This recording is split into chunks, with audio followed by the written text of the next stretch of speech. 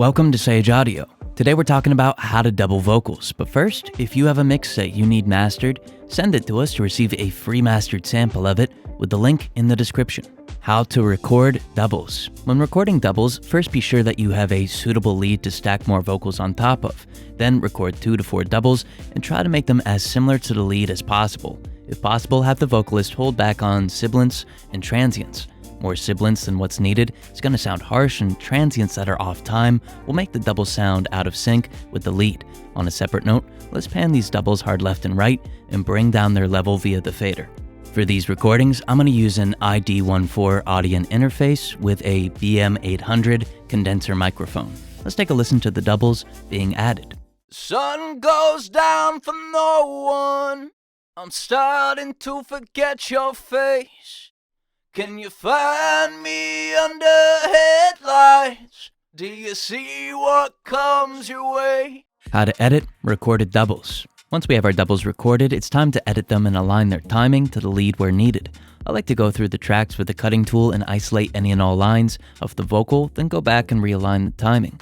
From there, I'll add fades and crossfades where needed to avoid the clicks from a cut waveform, and possibly find and clip gain some sibilants. Let's take a listen to the doubles after they've been edited. Sun goes down for no one. I'm starting to forget your face. Can you find me under headlights? Do you see what comes your way? If you're enjoying the video, hit the like button. It helps us bring you more videos.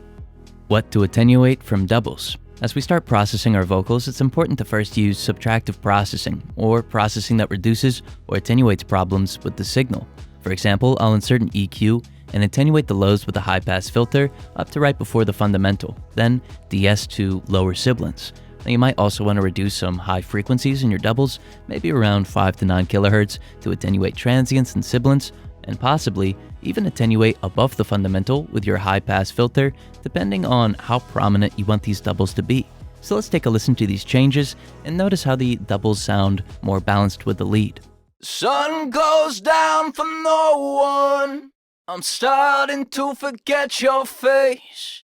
Can you find me under headlights? Do you see what comes your way?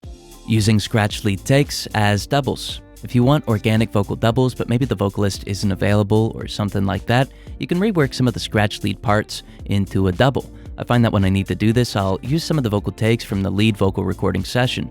Then I'll edit them where needed and realign their timing like we did for the doubles in Chapter 2. Now, although this isn't ideal, it'll work and sound almost as good, so let's take a listen to this method being used.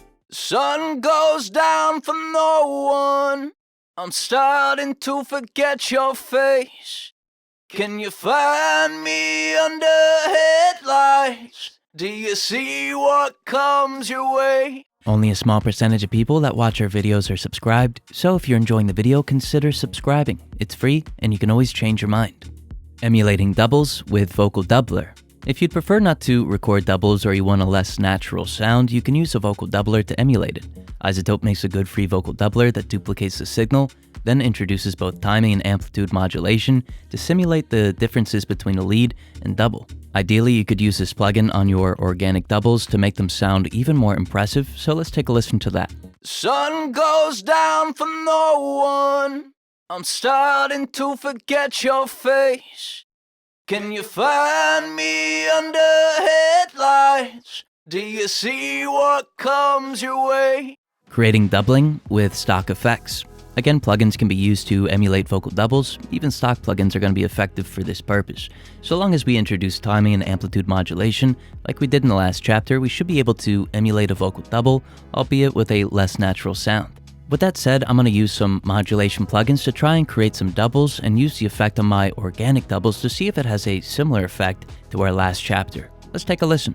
Sun goes down for no one. I'm starting to forget your face. Can you find me under headlights? Do you see what comes your way? Creating doubles with Pitch Shifter. Pitch shifters are sometimes used to make harmonies, but we could use them to make doubles as well. Although a double that's one octave down is technically a harmony, let's use pitch shifters to create this effect and then use modulation like we did in the last chapter. To create this double, I'll first have to duplicate my lead and then add the processing onto the duplicate. So let's do this and then take a listen to what a duplicated pitch shifted double sounds like. Sun goes down for no one. I'm starting to forget your face.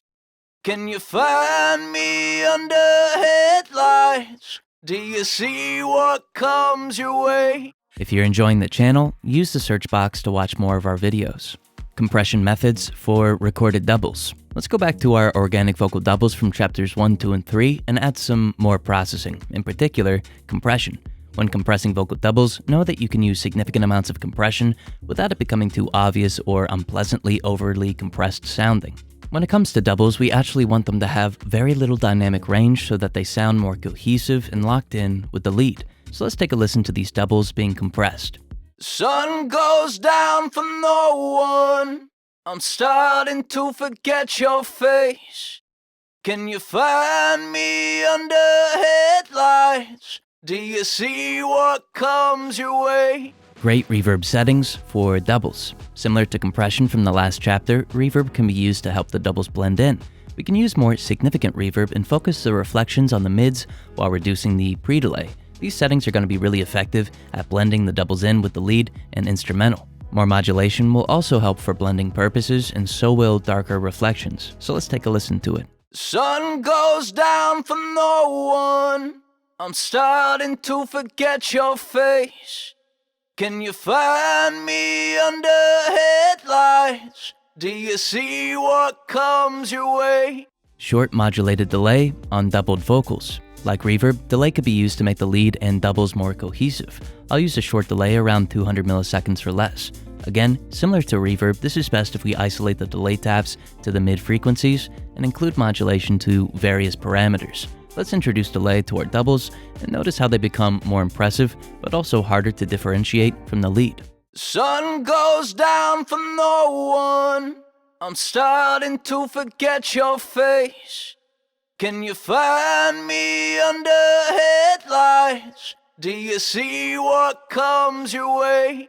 Process lead and doubles collectively. Last up, let's send both the doubles and the lead to a bus on which we can add three things: equalization, de-essing, and compression. These three processors will help to make the doubles and the lead more cohesive, especially the dynamics processing via the de-esser and compressor. By affecting the dynamics of our lead and doubles collectively, we make them sound as if they're coming from the same performance, further blending the two. Let's take a listen. Sun goes down for no one. I'm starting to forget your face.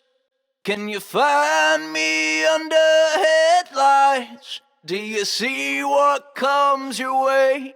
If you have a mix that you need mastered, send it to us to receive a free mastered sample of it with the link in the description. Thank you so much for watching.